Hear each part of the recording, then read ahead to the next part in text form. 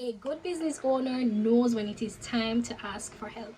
A good business owner knows when it is time to delegate tasks that you simply cannot handle on your own.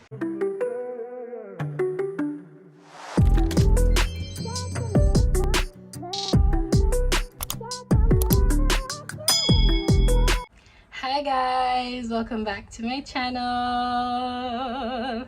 This is for all my returning subbies or my returning viewers. Welcome back. If you're new here, my name is Shanz, aka Couture, Shanz, whichever you want to call me is just as good. Like, come on, just as good. And I focus mainly on fashion, sewing, and lifestyle content.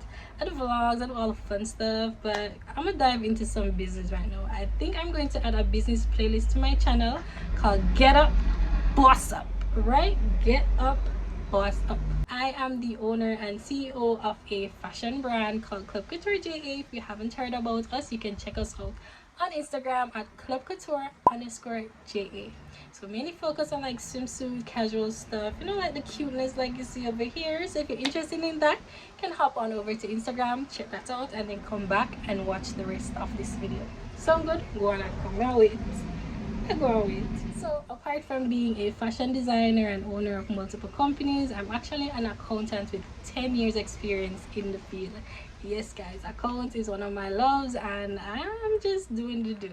I do apply accounting in my own business and I'm so grateful that I acquired that knowledge because it has helped me in my business so much, guys. You won't even understand. So today I'm introducing a new series on my channel called Stand Up, Boss Up, and this is episode 1. In this episode I'll be giving you guys about 5 steps, yeah, just 5. I may include another bonus, probably 5 steps to starting a business. Yes guys, mind you, me, I started my business 5 years ago and it's been going great so far. So these are a couple steps that I think that you could use in starting your own business. Guys, step number 5 is one of the most important steps. Like, listen, you need to do this when starting your business, and I hope you stay tuned to the end of the video so you can see this step. I better go skip out the video, go to the end, just watch part 1 all the way over, and I hope you enjoy. So a little disclaimer before we start. I am in no way, no way a business expert.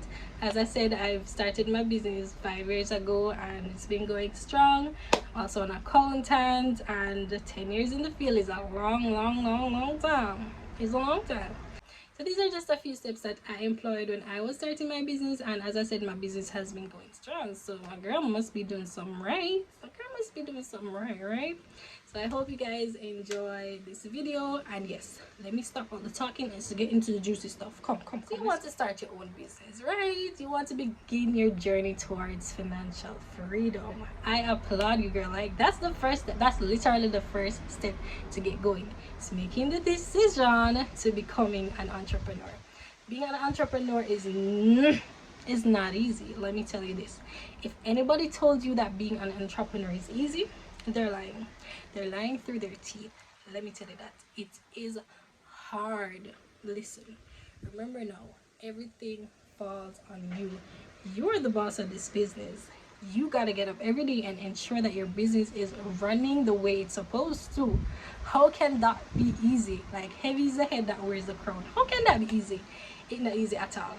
But if you have the cojones, if you decide to stand up and boss up and become an entrepreneur and start your own business, then I'm here to tell you that you are on the right track. I made that decision a couple years ago and I have not looked back since. So step 1. Before you can get up and start a business, before you can say, hey, I want to be an entrepreneur, step 1 is determining the why. Why do you want to start a business? So yes, you must first ask yourself, why do you want to start a business?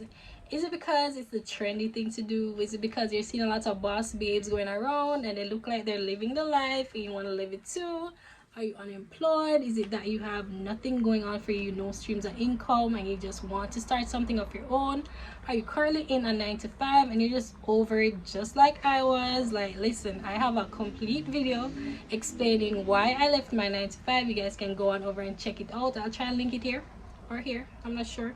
I haven't gotten the hang of it yet, but you can go on over and check it out. So yeah, why do you want to start a business? Like, come on, what's your reason? So yeah, that's the first thing, figuring out your why. Once you know why you want to start a business, then comes the easy part. Step 2. So once you're positive, you're extra positive, you're extra positive that this is something that you want to do, you want to undertake, starting a business, you want to boss up, here's what you do next. So next you have to determine what type of business venture you want to start. Do you want to provide a product? Do you want to provide a service? What will it be? What industry are you looking to do this? Like, what industry are you looking to enter in? Is it the fashion industry like myself? Is it the merchandising industry, marketing, sales? What do you want to do, girl? Like, come on. After you decided that, yeah, you're gonna take the leap of faith, this is not what you have to do. You have to take pen to paper and say, okay, this is what I'm gonna do. I'm going to start a boutique. Let's say you want to buy and sell clothes. Nothing is wrong with that, girl. It's saturated in my opinion, but there's some boss babes out there who are doing their thing. And that's one thing about business. Like, guys, you're always going to see people doing what you want to do, but don't let that deter you. Just think of the whole bread analogy, right? You go to the supermarket and you see so many different brands of bread on the shelves. All of these brands are doing their thing. They're not looking on the shelf and say, oh, you know, National make bread, so you know, me not go bother make bread. No, they're gonna make them bread and I'm gonna put it on the shelf, because trust me, when the National bread done, when you walk into the supermarket and the National bread done, what you do? You take up another alternative. So guys, the cake is there for everybody. You can have a slice too. Don't let that deter you from starting your business. So okay, you want to open a boutique, you want to buy and sell clothes, fine. Just put that down and say, okay, how am I now going to go about doing this? Am I going to purchase these things locally? Do I have to ship them in? Like, the logistics of all of this comes into play at this point. So you want to start a service. What kind of service do you want to start? What kind of skills do you have to offer? Because remember, in offering a service, you have to be knowledgeable about what you're doing. You can't just get up and say, oh, you know, I'm going to do microblading, or you're going to do fusion lash, and you can't do fusion lash. You can't even put on a strip line. listen, you have to have the skills that will basically, that you'll be basically offering. So are you gonna offer a service? Are you good at, say, combing hair? Are you a hairstylist? Are you good with like laying wigs? Are you good with like marketing? Are you a good graphic designer? Like, these are just some avenues that you can think about to get started in your own business today. And most importantly, you have to think about the problem that you're going to solve, because listen, this is the basis of business. Solving a problem. There are so many problems out there that need to be solved, and I think that when you're about to start a business, this is something that you should first look into. See what are the shortfalls out there, what are the areas that are being left unattended, you know, and see how best you can fill that gap. See how best you can be innovative and come in the market and just, you know, do the thing and be different, and basically provide that wow factor that we've all been looking for. Because listen, customer service here in Jamaica is just, it's not it. If you can come in and provide customer service training to companies that need it, KFC, you're basically solving a major problem, right? Basically solving a major problem, and I think that would help a lot. We need some customer service training, like, yes. So as I said, that's just one way you can stand out, or one way you can ensure that your business is basically separating itself from everybody else. Because I mean, if I'm shopping and I receive poor customer service, and I go somewhere else and the customer service is bomb, like, where do you think I'm going to go back next time? Where would you go back?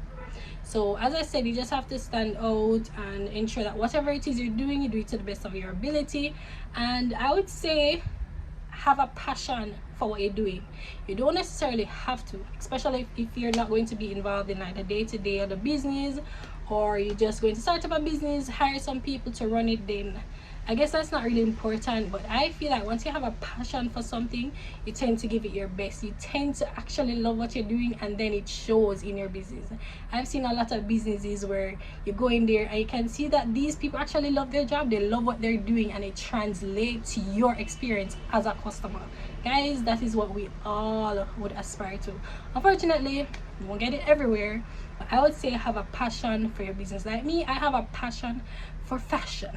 Yes, I have a passion for fashion. I love what I do, and all my customers can attest to this, that when you talk to me, when you say you want something from me, I'm gonna ensure that you leave happy. I'm gonna ensure that your experience, your shopping experience, is one of the absolute best. So yes, I would advise that you have a passion or some sort of interest. As I said, ensure that your skill sets can actually translate into the business that you're doing. So yeah, that's step 2. Moving on. Okay, step 3. Now that you said, okay, I want to start a business, you know what type of business you want to start, you have everything in place, you're now going to have to do your research, guys. You can't just get up one day and say, oh, I'm just gonna open a boutique, I'm gonna just sell some. No, you gotta research. You have to do your research. You have to ensure that you know what you're getting yourself into. One way you can do this is to basically study your competition or study others that are already in your industry that you're trying to enter, and see what they're doing. I'm not saying, you know, go there and copy anybody, but see what they're doing, see what the trends are, see what people are wearing. In the example of a boutique, you can't just get up and say, oh, you know, I'm gonna buy some swimsuits, and when you come to the swimsuit, them nobody not buy them. You're just wondering why aren't these swimsuits selling? Because them not trendy, them not nobody not going to buy them. So yeah, you have to do your research, guys. So you have to do your research to find out who your target audience is. So your target audience is the group of people who you're basically selling to. What's the age like? What's the demographic like? You have to know these things. If you want to sell makeup, like, who are you selling makeup to? Are you selling makeup to the younger folks? Are you selling makeup to the older folks? You have to know who you're targeting. So yes, that's very, very, very important. Establishing your target audience from earlier out will avoid certain setbacks that you do not want in your business, right? So you're now going to research your source. Where are you going to get these things to sell? As I said, you can think about shipping them in, you can think about purchasing them locally. Regardless of what it may be, you need to do your research to find out where you're going to get these things from. You can't just get up, open a boutique, and you don't have anything to put in there to sell. So yes, you have to research what are the best deals out there, the best quality. And listen, this part of the journey takes money. So you guys, this step takes moolah. So other than researching, you have to ensure that you have the funds to get the ball rolling. Basically, do you have savings? Do you have investors? Do you have family members that are willing to put up some funds for you to get your business going? Gotta think about it, right? You gotta think about it. And another key element in research, guys, is basically location. I would say location plays an important factor in a successful business. You do not want to start your business, especially if you have a physical location or a brick and mortar store where people actually come in to purchase from you. If it is that you're offering a product, location matters. So you have to research what are the hot spots where you have a lot of foot traffic. I know halfway through or the Kingston area, if you're from this side, has basically a lot of foot traffic. Downtown, Crossroad, you know, those hot spots.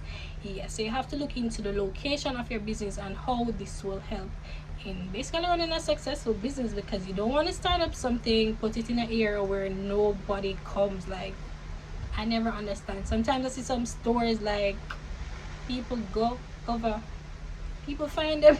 Like, honestly, guys, I always ask myself when I see, like, do these stores make money? Because they're so out of the way. Like, you literally have to go to your way to find these places. Sometimes I guess they don't have any options, but if you do have the choice, when you're doing research, ensure that location is taken into consideration, because as I said, it's a big deal, right? So price, place, promotion.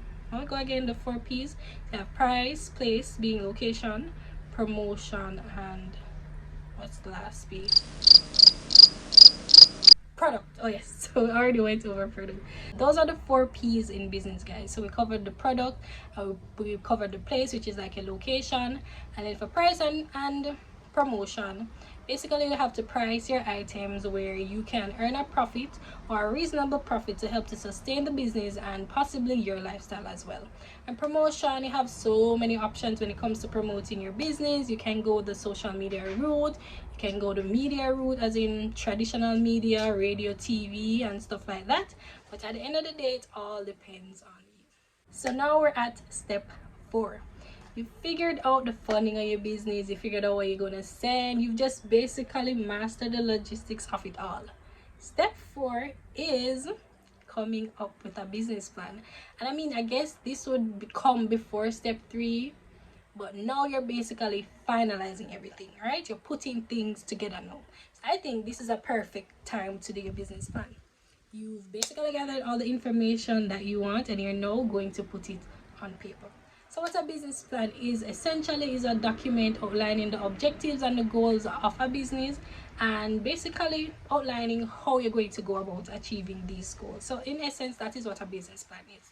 So in your business, you're going to write down what you're going to sell, how you're going to go about selling this, and basically setting some goals for your business. Goals could look like sales goals, for example. Let's say you want to make $500,000 in sales per month. You're going to put that in your business plan. You're going to also outline how you're going to go about achieving that $500,000 per month, as you stated before. So, or is it that you're going to establish branches across the island? Is it that you're going to put a branch in the parishes that you know that your product would do well, because this does in fact help to improve and increase your sales?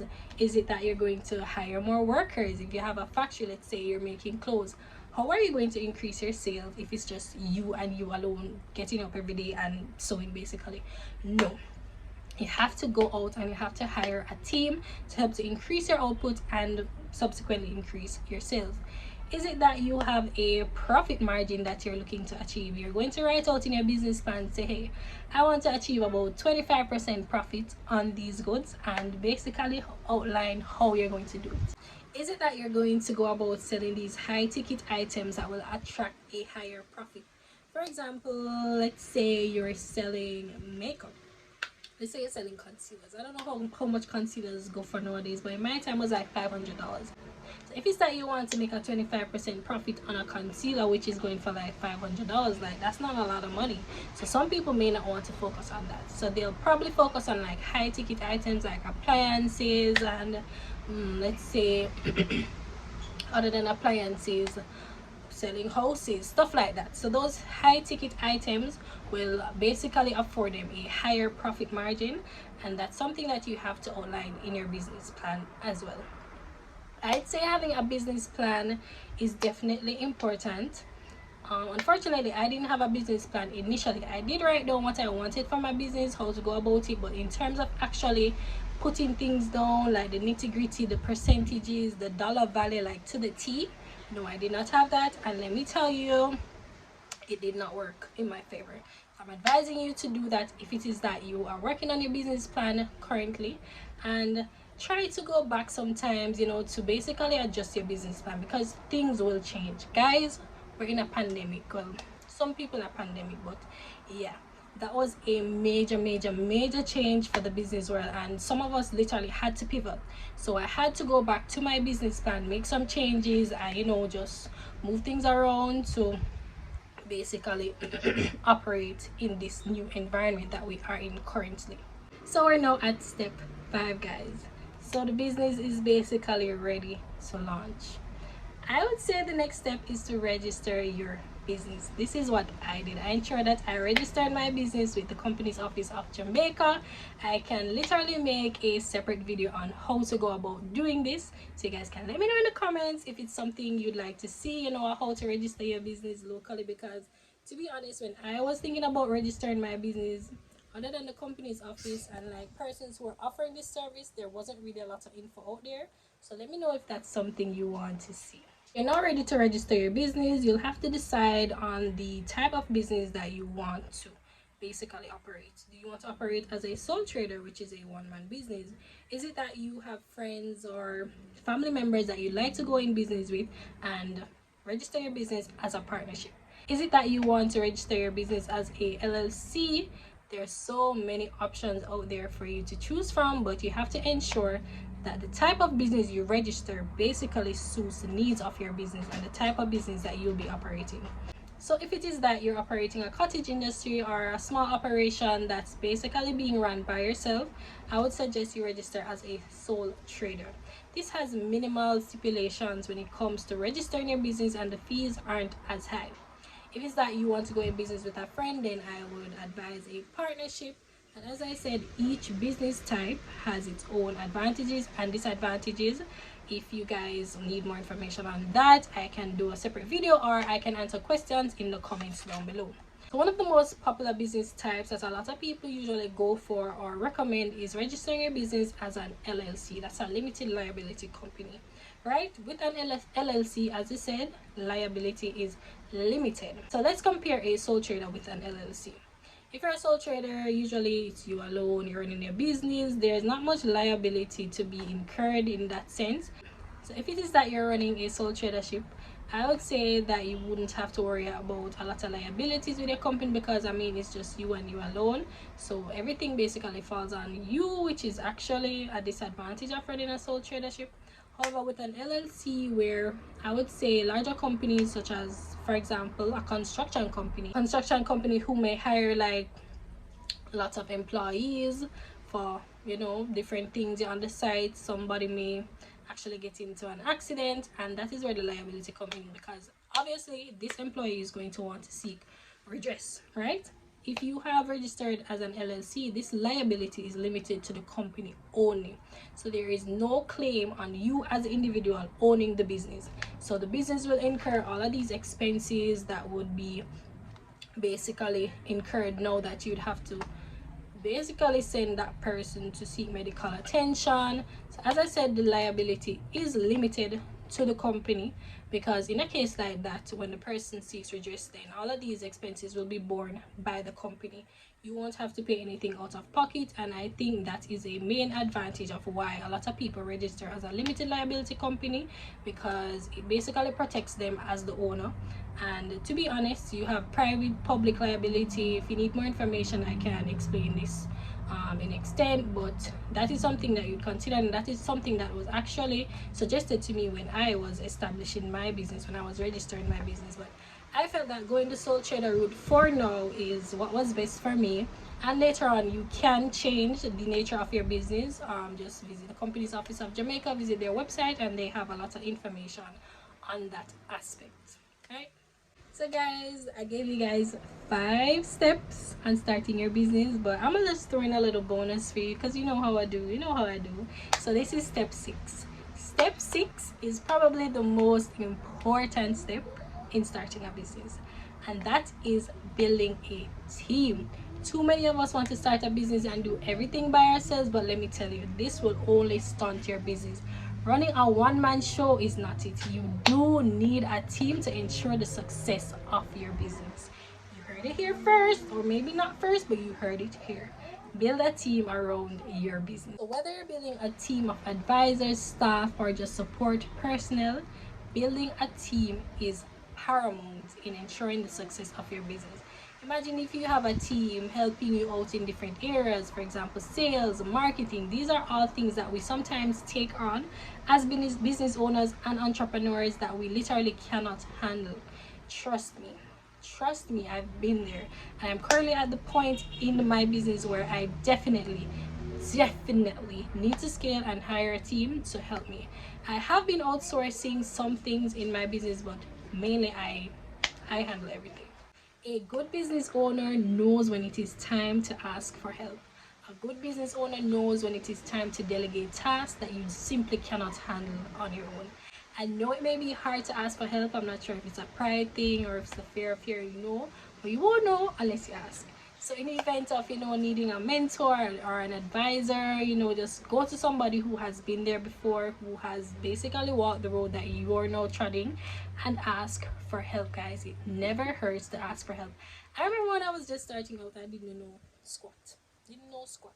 I mean, I knew where to source my fabric, but I didn't know all the stores. And I remember jumping into a fellow boss babes DMs, and I was like, listen, I'll just, ask, because is either she'll tell me or she's not. So I literally went in and I asked her, like, where do you source your fabrics? Like, the little nitty gritty of it all. And guys, she helped me out a lot. And for that, I am super, super grateful, because you do have a lot of people out here who gatekeep. And I'm not sure why, but it just is what it is. So yeah, don't be afraid to ask for help, guys, because you never know when that person can say yes, and it can help to propel your business even further. So never ever underestimate the power of a team.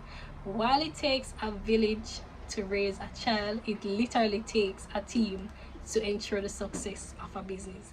Listen, imagine if you had people in your business who were just getting things done, taking the burden off you as the owner of the business. That's what everyone should aspire towards. I mean, I literally saw the other day where a boss babe posted that, business was booming, she was getting things done, and then she fell ill. Guys, she literally couldn't do anything in the business, and that is a recipe for disaster, guys. You cannot do it all. That will literally lead to burnout and basically stunting the growth of your business. When you're the only person handling everything, and God forbid something happens to you, then what's going to happen to your business? So that's my final tip. Hiring a team, building a team around your business to help motivate, encourage, and provide support where needed.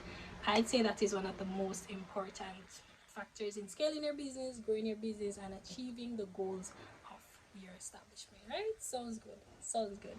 So I hope these 5 plus a bonus 6 steps will help you into starting your own business and helping it, get off the ground, growing your business, and just propelling and achieving, smashing those goals. As I said, these are just the steps that I employed when I started my business, and have been going good so far. So I do hope they help you out in any way, shape, or form. If it is that you have more questions, you can always leave them in the comments, and I'll try my best to answer them. So guys, I hope you took away at least one thing from this video. If it's even basically gaining the courage to start your own business, I hope that you'll follow these 6 steps, and I hope that they do help you with your own business. Don't forget to leave a like on this video, guys, and if you're an entrepreneur yourself, leave in the comments a step that you think I missed, that you implemented in your business, that's actually contributing to its success. I would love to hear from my fellow boss babes. As usual, thank you for watching this video. Don't forget to hit that subscribe button, and I hope you enjoyed this video just as much as I did, and I'll see you in episode 2 of Stand Up Boss Up. Bye.